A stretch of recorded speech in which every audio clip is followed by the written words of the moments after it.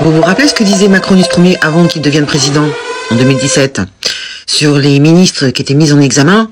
C'était inconcevable pour lui qu'il reste au gouvernement. Hein? Je vous ai retrouvé la vidéo, écoutez-la. Votre conception des choses, si vous étiez mis en examen, est-ce que vous renonceriez à être candidat? Oui, de la même façon que dans le principe, un ministre doit quitter le gouvernement lorsqu'il est mis en examen.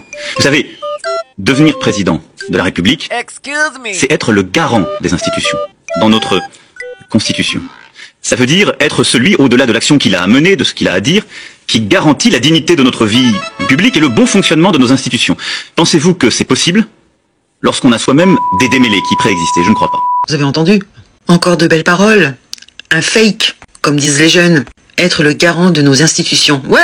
Quand tu vois la Rachida Dati, qui est donc notre ministre de la Culture, impliquée dans une affaire qui date, l'enquête a commencé en 2019.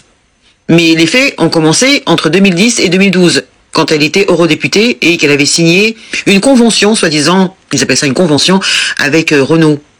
Donc ça y est, enfin, elle est mise en examen. Elle et Carlos Ghosn, qui seront donc jugés par un tribunal correctionnel, après 6 ans de procédure, je vous ai dit, ça avait commencé en 2019, c'est long.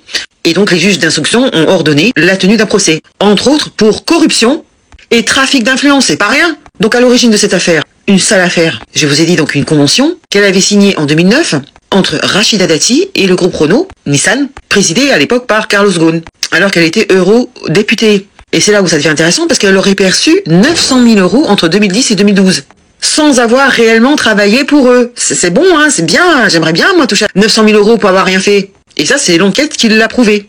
Donc la question, est-ce que Rachida Dati a bien été payée pour défendre les intérêts du groupe Renault au Parlement européen?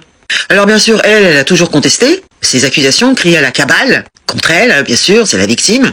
En fait, c'est un avocat qui est à l'origine de la plainte. Et bien au moins, lui, il se félicite du renvoi de Madame Rachida Dati devant le tribunal. Nous aussi, Eh bien, figurez-vous que les avocats de Rachida Dati vont faire appel de ce renvoi. Voyons, ça peut durer encore longtemps, le ping-pong. Eh bien, en même temps, il y a des voix qui s'élèvent pour demander la démission du ministre de la Culture, puisque vous savez qu'elle est candidate à la mairie de Paris pour remplacer Hidalgo. Voyons, on va mettre donc une corrompue, on sait pas trop, à la tête de la mairie de Paris, bien sûr. Et c'est là où, quand même, c'est assez étonnant de la part de Macronus Ier, puisque l'on apprend, d'après son entourage, eh bien, la ministre n'a pas perdu la confiance du président. Voilà. D'où la vidéo que je vous ai montrée au début.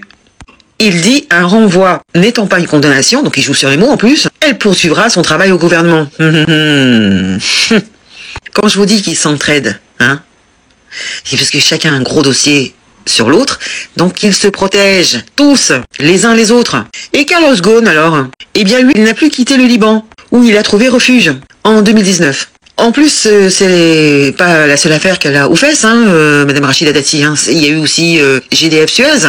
On attend aussi, mais ça va prendre encore des années. C'est plus des casseroles qu'elle a aux fesses.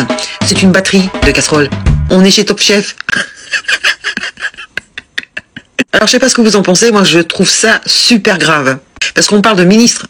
Ministre, c'est pas rien. Qui se retrouve impliqué dans des affaires louches où elle aurait touché du fric. Normal. Et en plus, elle dit non, c'est pas vrai. Punaise.